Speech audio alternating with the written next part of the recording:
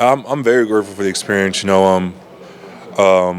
Unfortunately, the way I got it wasn't the way I wanted to go. Obviously, I had fantastic guys that were playing the position, but we always at Ohio State we always say competitive excellence. You got to make the play and your number's called. So when my number was called to play tackle, I went into it with the best mentality I could to say if I'm going to do it, I'm going to do it the best of my ability. Showing off my versatility a little bit, showing that I can play anywhere on the line. So I'm grateful for the experience. What kind of feedback have you gotten this week? About your versatility, and have teams, told you they want to tackle, guard? What have they kind of said about that? Most teams say that we want you inside. I played that position for a majority of my career, but a lot of teams were, I would say, had a good impression of me playing different positions throughout the line. If I had a preference between guard or tackle, I like just playing offensive line. I like playing anywhere on the line. What did that experience make you better playing at left tackle? You were up against some pretty good edge rushers in that stretch. So how did that benefit you as a player?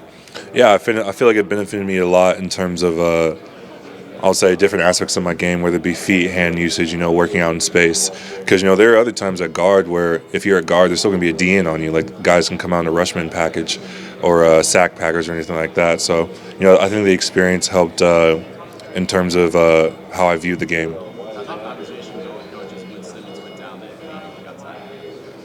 Yeah, so when Josh initially got hurt and then Zen Mahalski went in when he unfortunately got hurt as well, Coach Fry came up to me. He was like, "Look, man, like I know we always joke because we always joked about, oh, you're gonna have to play tackle." I was like, "No, I'm not." But but when the conversation finally came, like, "Look, like we need you to kick out the tackle for this big week, playing a big team." So it was a lot to think about. He weighed the pros and the cons of the decision, but at the end of the day, like I just like winning more than anything else, and I felt like if me moving outside would help us win, because I think this happened around like week 7, so there's still a lot of football ahead of us. So I just like winning more than anything else. So I knew that I had a lot of work to do, and I practiced against 2 amazing edge rushers every day, so I had no choice but to get better. You talked about how winning means everything to you. You have 2 Ohio State victories. What does it mean that you got to be a Buckeye and be able to bring a national championship? Yeah, being a Buckeye meant everything to me.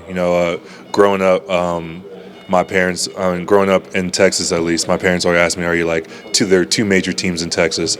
But my parents are like, "Nah." Like my mom's a huge Ohio State fan. She's like, "Nah, you're a Buckeye."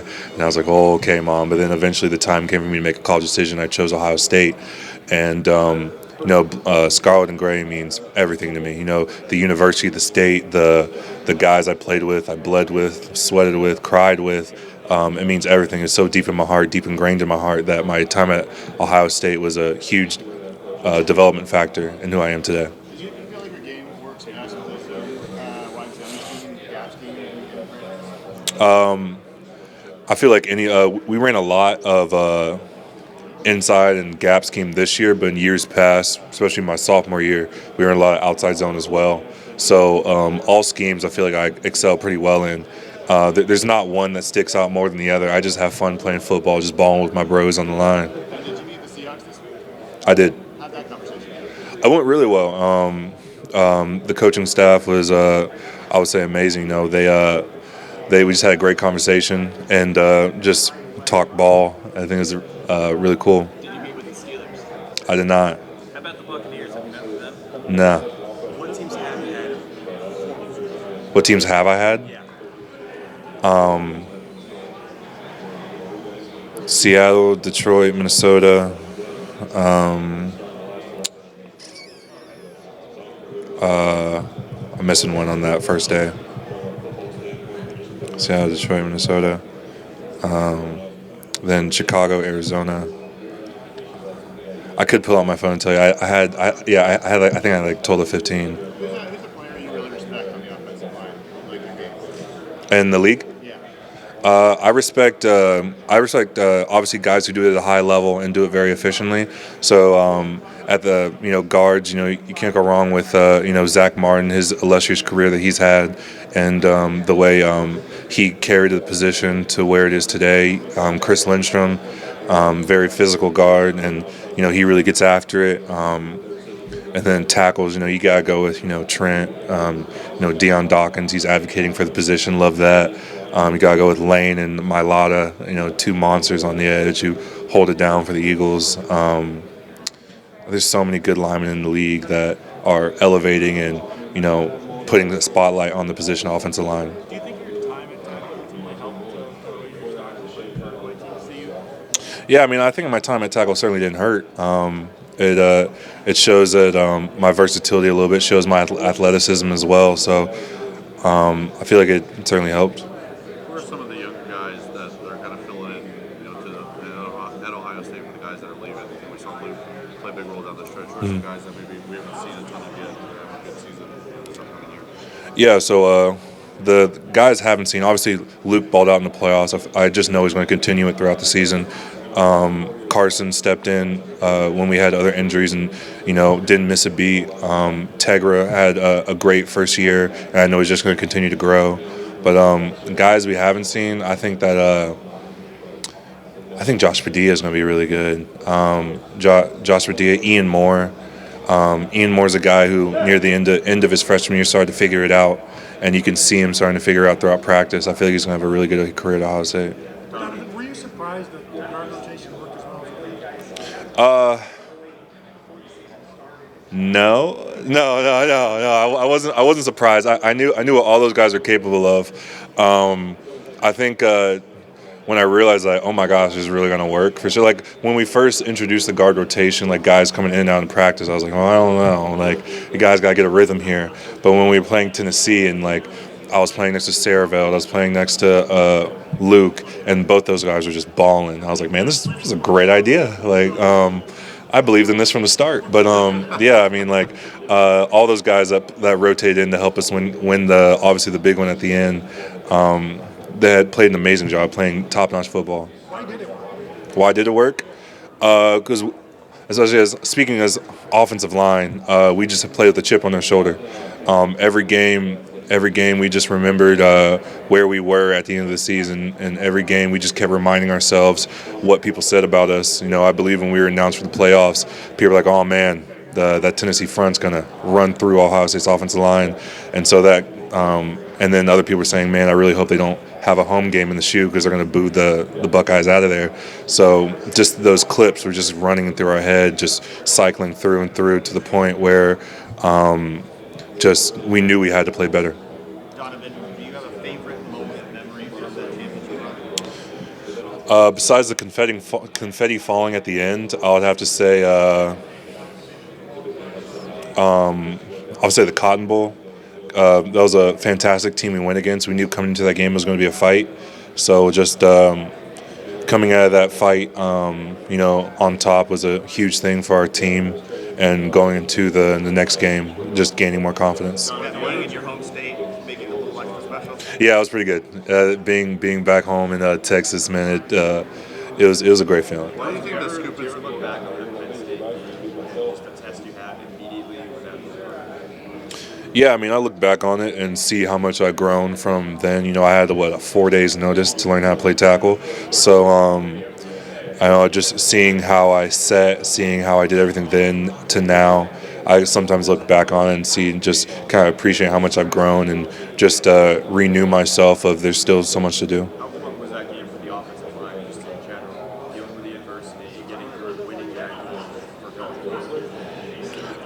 Yeah, it was huge for us, obviously, as a team to win that game. Obviously, a great opponent that we went against, but it was big for the offensive line, especially down the stretch in the fourth quarter with our heels essentially in their end zone to drive the ball out and try to run the clock out to win the game. Donovan, go back to the Cotton Bowl. What was going through your mind during the scoop and score? And do you think that ended up being one of the best plays of the year, not just Ohio State, but in college football in general? Yeah, I initially didn't know what was going on. We were on the sideline preparing to, run a quick 4-minute drill. So Coach Fry was, drawing up plays and trying to talk us through some of the looks. And then we just hear the crowd go crazy. I look up and Jack Sawyer's running down the sideline, and I was like, no way! Like we were all freaking out. Jack Sawyer is one of those guys where kind of cemented himself in Ohio State history, and that couldn't have happened to any better guy. He kind of ran the show, especially in the playoffs, of making sure everyone's on the same page before the season, calling everybody, making sure we all get on board of coming back. So it couldn't have happened to a much better guy.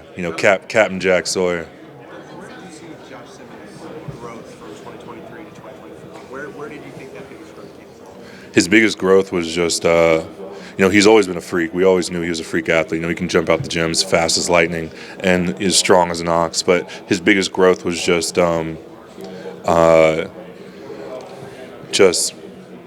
overall, going through football. Not in a bad sense, but his biggest growth was just having confidence in what he was doing. We had a gigantic playbook and a lot of different looks, a lot of different plays we played against. Obviously in the Big Ten, a lot of different players, a lot of different fronts, and so just the more he played, the more confidence he got. When the more confidence he got, the faster he got, and so he just dominated out there for the reps he was out there. What would you tell NFL teams about Seth McLaughlin? Why they should draft him? Seth McLaughlin's a field general. We wouldn't have started the way we did without Seth McLaughlin. I'll tell you that. There were many times, many looks where he would check it like mid-cadence. When Will's mid-cadence, he no, we're going over here now. And then they would bring a rifle or blitz to where he checked it, and we would pick it up. So Seth knows what's going on all the time. And he's a guy who's organization would be lucky to have, because I know that our success, even when he unfortunately did get hurt around week 10, he was still in the building. He was, he didn't go outside practices because it was cold as ice. But when he was always in the meeting rooms, he was always in the indoor practice field, making sure everyone's on the same page, making sure we all had that same mentality coming into games. And I feel like we wouldn't have been where we are now without Seth McLaughlin. Donovan, you formally met with the Kansas City Chiefs, and what would it be like to potentially block for Patrick Mahomes? I have not formally met with them. Donovan, you mentioned how as a team you guys were motivated by a lot of that doubt. On a more personal level, how do you keep yourself motivated? I keep myself motivated by just chasing perfection. That's just one of the things I try to grow from. You're never perfect, and no matter how good you play, you're never perfect. So I go in thinking, how can I get myself 1% better than I was yesterday? And if you just have that mindset, have that will, then you will progress. Football's not a stagnant game. Guys improve, defenses evolve, schemes evolve. So you have no choice but to get better, or you're going to get left behind. Have you had to talk about your nutrition and being able to keep your weight? Yeah, I've never had a problem with my weight. As our nutritionist says, hey, or our strength coach says, hey, we need you to go up 5 pounds. I go up healthily. Or when I think at the beginning of the year I was around 320 to 325, and after the Penn State game, Coach Day was like, hey, how about you lose a few pounds? So I went down to 315 then. So I've never had a problem with my weight, whether it be too light or too heavy. Thanks, Donovan. We did.